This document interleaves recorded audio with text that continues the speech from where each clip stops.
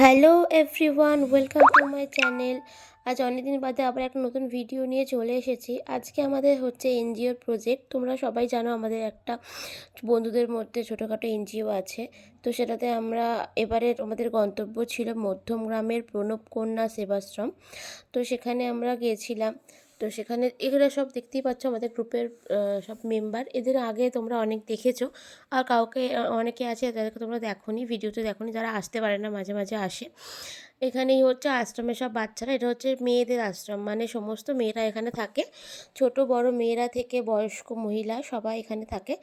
তো এই মেয়েগুলো হচ্ছে সবাই অনাথ নয়, কেউ কেউ অনাথ, কেউ কেউ আছে খুব গরিব পরিবার থেকে আসে, যারা পড়াশোনা করার ক্ষমতা নেই, তারা এখানে থেকে পড়াশোনা করে। আবার মাধ্যমিক হয়ে যাওয়ার পরে অনেকে আবার চলেও যায়, অনেকে আবার থাকে। তো সেখানেই আমরা এবারে গিয়েছিলাম। প্রথমে হচ্ছে ওরা রোজ সকালে যে প্রার্থনাটা করে সেটা ফার্স্টে করলো, তারপর এই আশ্রমের যিনি হেড তিনি কিছু কথা বলেন আমাদের গ্রুপের হয়ে। আমাদের গ্রুপের একজন মেম্বারও কিছু বললেন। তো তারপরে আমরা আমাদের দেয়া স্টার্ট করেছিলাম।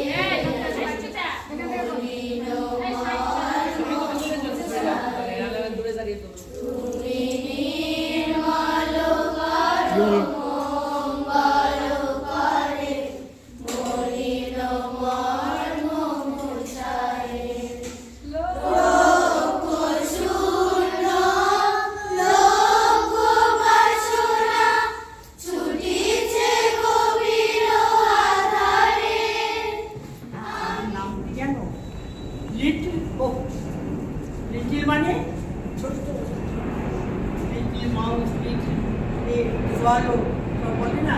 লিটিল ওক মানে আশা, লিটিল ওক মানে ক্ষুদ্র আশা। আমরা যখন কোনো কাজ শুরু করি, যে কোনো কাজ, ব্যবসা করো, যা করো, অল্প কিছু নিয়ে শুরু করি, তাতে আস্তে আস্তে সেটা বিশাল হয়ে যায়। তা আমার ভাই বোনরাও সেরকম নাম দিয়েছে লিটিল হোক। ওটা ছোট্ট আমাদের আশা, কিন্তু আশাকে বাস্তবায়িত করার জন্য আমরা চেষ্টা করছি, এবং আস্তে আস্তে আস্তে সমস্ত কিছু করে আমাদের আশাটা ছড়িয়ে দেবো। তাদের আশাটা কি? সমস্ত দীন দরিদ্র অনাথ আত্ম, যারা গরিব, যারা লাঞ্ছিত, সমাজে নানা রকম অসুবিধার মধ্যে আছে, তাদের পাশে দাঁড়ানো, তাদের মুখে হাসি ফোটানো, তাদের যা কিছুতে তারা বড় হতে পারে। তোমরা যাতে পড়াশোনা ভালো করে করতে পারো, লেখাপড়া করতে পারো, তোমাদের যাতে কোনো রকম অসুবিধা না হয়, খাতা কলম দেওয়া, যা কিছু প্রয়োজনীয় জিনিস সেইগুলো দেওয়া, সেটি হচ্ছে তাদের লিটল হোপ, ছোট্ট আকাঙ্ক্ষা, ছোট্ট আশা। কবি বলেছেন, ধন্য আশা কিনি তোমার মায়ায়, মুক্ত মানবের মন, মুগ্ধ ত্রিভুবন।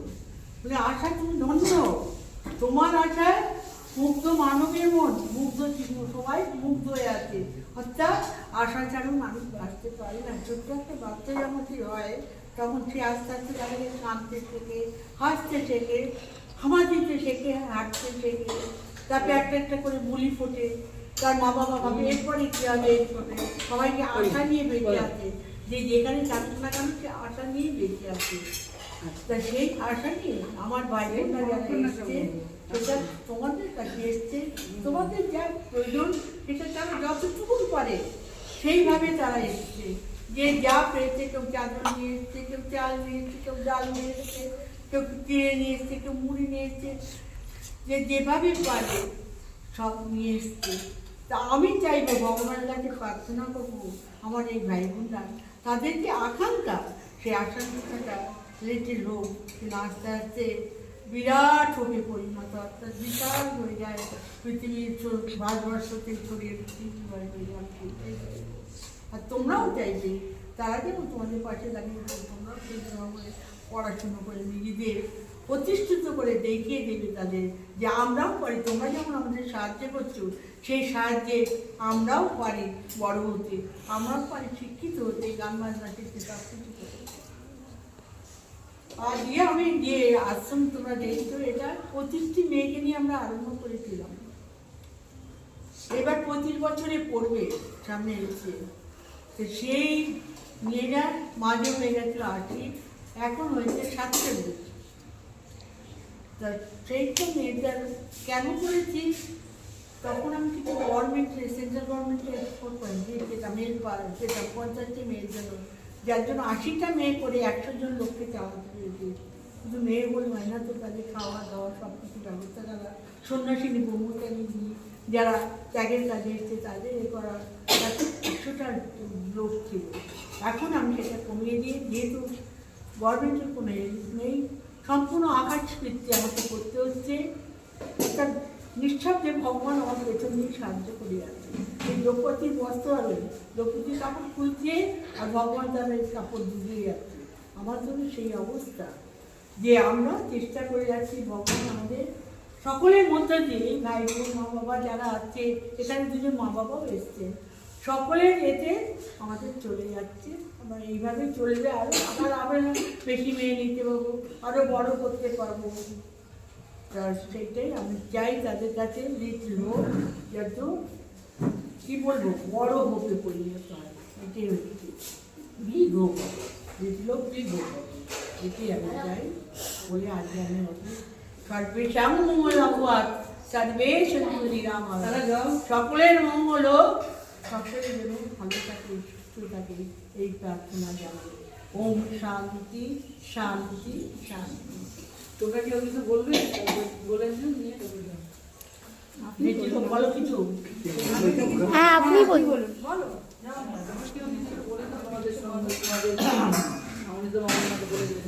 মাতাজিটা সবই বললেন, মানে হ্যাঁ আমরা সেরকম কিছুই নয়, সামান্যই একটু আমাদের বর্তমান রাজনৈতিক পরিবেশের সেরকম কোনো স্বনির্ভর চাকরি বাকরি সেরকম কিছুই নেই। তবুও আমরা চেষ্টা করি, পড়াশোনা শিখেছি, জীবনে কিছু করার, এবং পাশাপাশি সমাজ আমাদের কাছে একটা পরিবার। শুধু বাবা মা ভাই বোন আমাদের পরিবার নয়, আমাদের সমাজের প্রত্যেকটা মানুষ আমাদের একটা পরিবার। তো সেই পরিবারের আমরা কিছু করতে চাই। তো সেই জন্য যৎসামান্য আমাদের যতটুকু ডোনেশন অনুদান ওঠে সেটা দিয়ে আমরা বছরে 3 বার লিটল হোপের পক্ষ থেকে 2021 সালে আমরা প্রথম শুরু করি আমাদের যাত্রা। তো বছরে 3 বার আমরা এই জিনিসটা করে থাকি। তো এবারে আমরা এসেছি আপনাদের এই আশ্রমে, প্রেরণানন্দ আশ্রমে। আমরা যৎসামান্য জিনিসই দিতে পারছি, কিছুই নয়। শ্রী চৈতন্য বলেছেন এহ বাহ্য আগে কহ আর। তো এটা কিছুই নয়, আমরা কিছুই দিতে পারছি না মনে করছি নিজেদের, তবু আপনাদের কাছে আসতে পেরেছি, নিজেদেরকে ধন্য মনে করছি।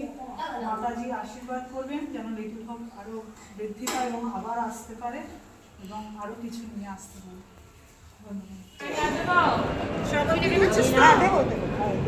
আমার নাম কি?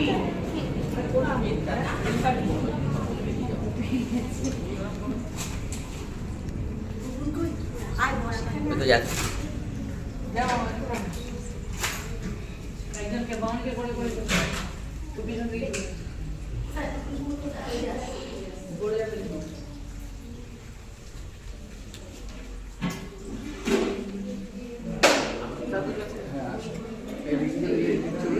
এদিকে এসো, আসো আসো আসো আসো।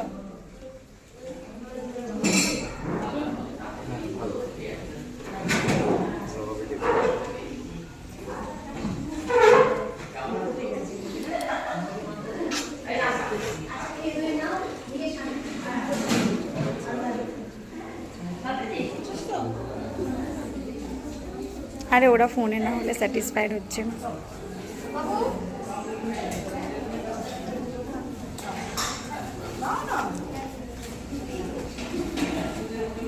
ছবি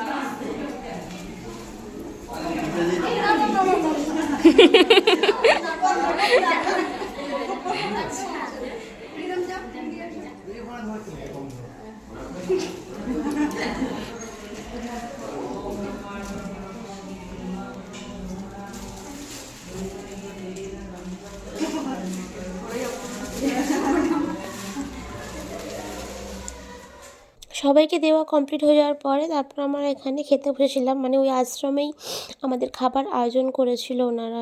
ওনারা বলছেন আশ্রমে এলে আশ্রমের প্রসাদ না খেয়ে যেতে নেই, তাই জন্য ওনারা আমাদের জন্য খাবার আয়োজন করেছিলেন। ওই আশ্রমে পুরোপুরি নিরামিষই ওনারা আমাদের খাবার জন্য আয়োজন করেছিলেন।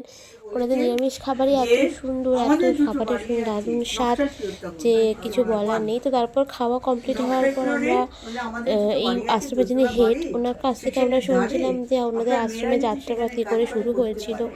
আমরা ওনারা এখন কী করে যাচ্ছি না, আমরা আশ্রমটাকে সব আস্তে আস্তে এতটা অফিসিয়াল বড় কাজে করেছেন। ব্যস্ত আছি, তো আমরা তারপরে রিটায়ারমেন্ট আমরা করে যাবো। বাড়ি চলে আসি। তখন এই জায়গা ত্যাগ করে তারা সেখানে হৃদয়পুরে চলে গেল। হৃদয়পুরে স্টেশনের পশ্চিম দিকে খুব কাছেই একটা জায়গা ছিল, সেইখানে যে ওই দুই ভদ্রলোকের দুটো বাড়ি ছিল, সেখানে কাজ আরম্ভ করলো। কাজ আরম্ভ করে প্রথমে 5 বিঘে জমি নিয়ে, 2 বিঘে জমি নিয়ে কাজ আরম্ভ করছিল। তারপর ওই দুই ভদ্রলোকের বাড়িতে কাজ হচ্ছিল। এরপরে গ্রামের লোকরা সমবেত হয়ে বললো আমরা স্কুল খুলবো। আমাদের সন্ন্যাসী নারীরা কিছু কাজ করবে বলে তারাও কিছু মেয়েকে নিয়েছিল, গরিব মেয়েকে স্কুল খোলার চেষ্টা করছিল। তখন সকলে সমবেত হয়ে তারা স্কুল খুললো। তখন ছিল মুলিবাসের বেড়া আর উপরে টালি দেওয়া। এরপরে আমরা ওখানে গভর্নমেন্ট ফার্স্ট ল্যান্ড পেলাম, পেয়ে বড় স্কুল হলো। ওখানে এখন হায়ার সেকেন্ডারি স্কুল আছে, ইংলিশ মিডিয়াম স্কুল আছে, প্রাইমারি স্কুল আছে এবং বাংলা মিডিয়াম আরও দুটো স্কুল আছে। ওখানে কোনো বিষয় নেই। এখানেও তখন এ হলো, সেইটা হেড অফিস, এটা শাখা আশ্রম। এখানেও হলো, এখানেও 5.5 বিঘে জমি আমাদের, আমরা 3.5 বিঘে পেয়েছিলাম, 2 বিঘে জমি আমরা কিনেছি। 80 সাল থেকে আমাদের যিনি আমাদের সভানেত্রী শ্রীমতী সন্ন্যাসিনী সেবানন্দময়ী মা, তিনি এখানে যাতায়াত করে কাজ আরম্ভ করলেন। তা আমাদের এখন 8টা ব্রাঞ্চ: হৃদয়পুর, মধ্যমগ্রাম, চুচুড়া, উড়িষ্যার ঝারসুগুদা, পোর্ট ব্লেয়ার, দিল্লি, বম্বে এবং হাওড়া স্টেশনের কাছে। আমাদের 8টা ব্রাঞ্চ সব জায়গায় চলছে। প্রত্যেক জায়গায় এই অনাথ মেয়েরা থাকে, প্রত্যেক জায়গায় অনাথ মেয়েরা, তাদের সম্পূর্ণ করে নেওয়া হয়। একেবারে অনাথেদের না, অনেকে গরিব আছে যাদের মা নেই, অথচ বাবা আছে, বাবা নেই, মা নেই, এরকমও আছে।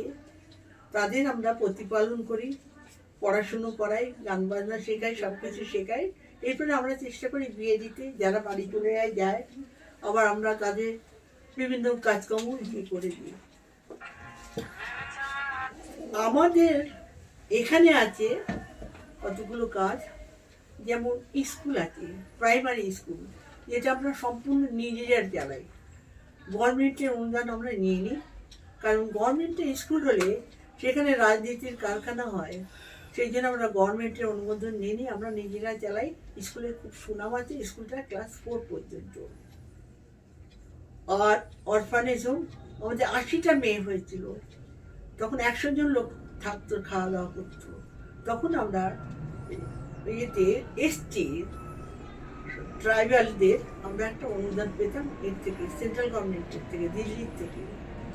কিন্তু সেই অনুদানটা আনতে মাঝে মাঝে দিল্লি ছুটতে হয়, মাঝে মাঝে কম্পিউটারে বসতে হয়, খুব অসুবিধা। বিশেষত আমি অসুস্থ হওয়ার পরে সেই অনুদানটার জন্য দৌড়াতে পারিনি, কর্মী সংখ্যা অল্প। আজকালকার বেশিরভাগ মেয়েরা এইসব ত্যাগের পথে আসতে চায় না, তারা সাহায্য এইসব ভালোবাসে, চাকরি বাকরি ভালোবাসে, এই দিক আসতে চায় না বেশি। সেই জন্য আমরা গভর্নমেন্ট অনুদানটা এখন নিচ্ছি না, এখন সম্পূর্ণ আকাশবৃত্তির উপর নির্ভর করছি। যে দেয় সে, আমরা কথা আছে না, কবি বলেছেন আমার ভান্ডার আছে ভরে তোমার সবার কার ঘরে ঘরে, তোমরা দিলে সে পাত্র অক্ষয় হবে। তো সবার দানে আমাদের চলছে, সকলেই দিচ্ছে, যে যা পারছে সেই দিচ্ছে, সেইভাবে আমাদের চলছে। যেমন 46টা মেয়ের এবার 8 রকমের জামা কাপড় হয়েছে, ভাবতে পারো? ওদের বাড়ি থাকলে 2-3টে হয়, এতগুলো জামা হয়। সবাই যখন বলি জামা কাপড় দিয়ে, বললাম না, এখন তোমরা চাল ডাল যা পারো দাও, খাবার জিনিস দাও। এখন আমার খাবার জিনিসের বড় অভাব, তোমরা চাল ডাল দাও, খাবার জিনিস দাও। আর যখন ওদের রেজাল্ট বেরোবে, তখন ওদের খাতাপত্র, বই টই যা পারো দেবে, সেই সমস্ত এগিয়ে। তা সমস্ত ব্রাঞ্চে এটা খুব ভালোভাবেই চলছে। দিল্লিতে Hindi medium, English medium, Bangla medium নেই। বম্বেতেও বেশিরভাগই হিন্দি মিডিয়াম, ইংলিশ মিডিয়াম। তোমার আন্দামানে তো সম্পূর্ণ ইংলিশ মিডিয়াম। আন্দামানে খুব সুনাম অর্জন করেছে। সব জায়গায় আমাদের স্কুল আছে, হোস্টেল আছে, আমরা এইভাবেই কাজ চালাচ্ছি। আর আসলে তো সেই নাচায় পুতুল যাতে দক্ষবাজি করে, নাচাও তেমনি তুমি অর্বাচীন নড়ে। সেই আমরা হচ্ছে সেই বাজিকর, বাজিকর হচ্ছে ভগবান। আমরা পুতুল নাচ দেখাচ্ছি, কিন্তু আসল ঘোরাচ্ছেন সেই ভগবান। তার দ্বারাই সব কিছু হচ্ছে। আপদে বিপদে সম্পূর্ণভাবে তিনি রক্ষা করছেন। আমাদের গ্রামের লোক খুব ভালো, আমাদের যিনি মিউনিসিপ্যালিটির চেয়ারম্যান খুব ভালো, এখন যিনি অসীম ঘোষ, তিনিও এতদিন সাহায্য করে গেছেন, যে যা পারে সেইভাবে চলছে। আর যে তোমরাও নিয়ে এসছো সেই পথটা নিয়ে, মানে আশা করি তোমাদের এই এনজিও আস্তে আস্তে বিশাল হবে, কর্মী সংখ্যা অনেক বড় হবে, তোমরা এরপরে বারে বার আসবে, আমরা সেইটাই চাই। তোমরা এসো, তোমরা এসো এসো। সকলকে আমার আশীর্বাদ জানাচ্ছি, সকলে তোমরা সুস্থ থেকো। ভিডিওটা ভালো লাগলে লাইক অ্যান্ড সাবস্ক্রাইব করতে ভুলো না। Thanks for watching.